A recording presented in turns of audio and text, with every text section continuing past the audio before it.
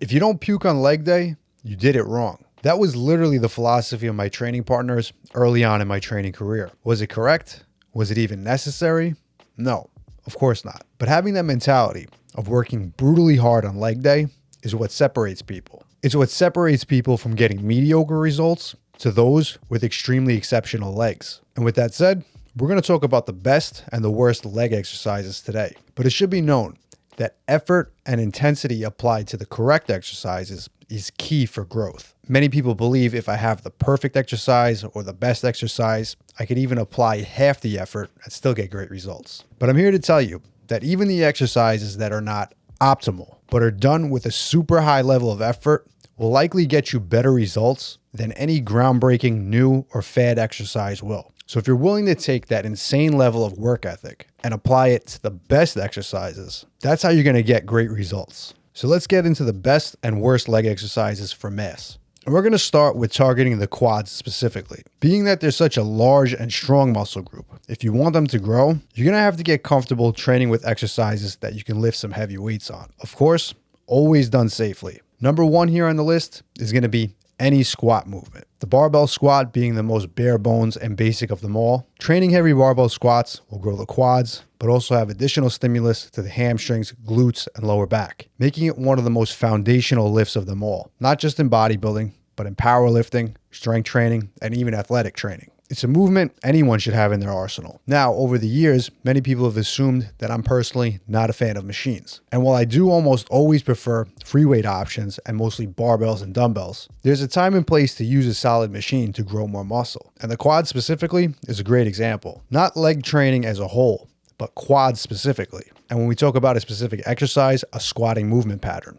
While I personally feel that the barbell squat is a must-do, at least in the very beginning to build a solid foundation, squat variations like a good hack squat machine, or dare I say it, a Smith machine, they actually offer some unique benefits to quad training. They allow increases in stability with heavy loading. On a machine squat, you don't have to worry about stabilizing the weight and just focus on lifting it. With the stabilization taken care of, all your energy and focus goes on training the quads. With a machine variation of a squat, this also allows you to sit much more upright. This allows you to squat deeper and to get more out of every single rep. I personally don't train in a fancy gym with tons of equipment, and most of my training is all barbells, dumbbells, and cables. But if I want to get a very upright position on a squat and I want to really target my quads specifically, I'm a huge fan of the Zercher squat. You've probably seen me do this before. This is literally one of the oldest squat variations there is. This was actually an exercise that powerlifters had come up with when they trained at gyms that didn't even have squat racks. They just had a barbell and some plates, and they had to perform a squat off the floor. But regardless why this exercise came about, holding the bar in this position keeps an extremely upright torso on the squat, and this really allows you to bury those squats to get more quad training out of the movement. Now, this is definitely more of an advanced exercise, so I wouldn't rank it as number one on the list, but it is worth showing you guys. And if you're more beginner or intermediate, hitting a traditional barbell squat, or if you need that extra stability,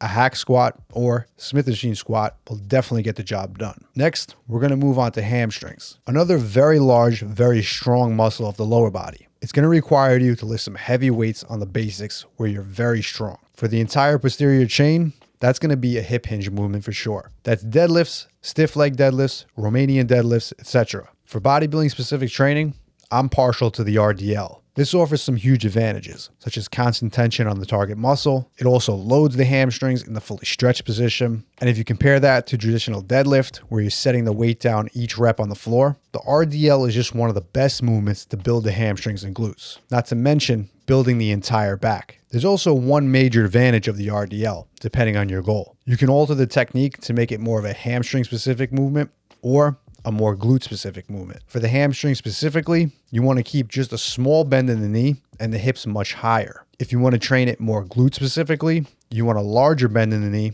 and you want to push those hips back further. And regardless of which technique you prefer, each variation will hammer both those muscle groups. And realistically, if you're squatting and hip hinging, you're already covering about 90% of your lower body training. And if you want a variation that hits the glutes very hard, and it's not a gimmicky fluff and pump style workout, you can hit up the trap bar deadlifts. This offers a unique squat deadlift hybrid. Basically, you're inside of the trap bar and you're squatting the weight off the floor. Having the weight out to the side of you instead of in front of you like a traditional deadlift, this makes the movement pattern less of a hip hinge and more of a squat. This unique position to be in off the floor hammers the glutes very hard. And to be honest, if you have all three of these lifts in your arsenal and you focus on progressively getting stronger at them, you're going to see massive gains to the entire lower body. And then if we need additional volume, we want to do so with specific exercises that are less taxing on the nervous system. This way, we could train the target muscles we want more specifically without digging into our recovery ability unnecessarily. For quads, that's the basic leg extension to train the quadriceps in isolation, focusing on peak contraction and squeezing the muscle at the top.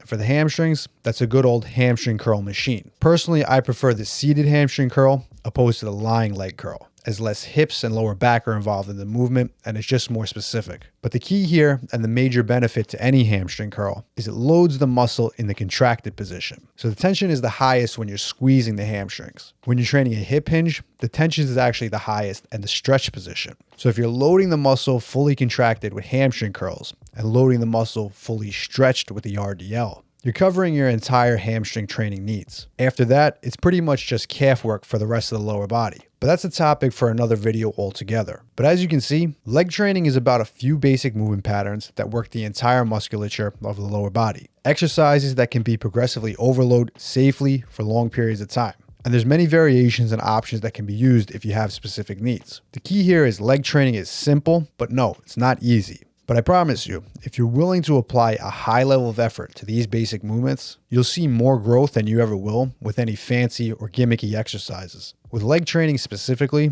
there's really no reason to reinvent the wheel. Plenty of guys have built some massive lower bodies with only access to a barbell and some weights. And if you're looking to build muscle to the lower body, or the entire body for that matter, and you want to do so using proven old school bodybuilding training methods, all my old school mass game programs are down in the description below. And as always, if you guys want to see more of the best original bodybuilding content just like this, make sure to hit subscribe.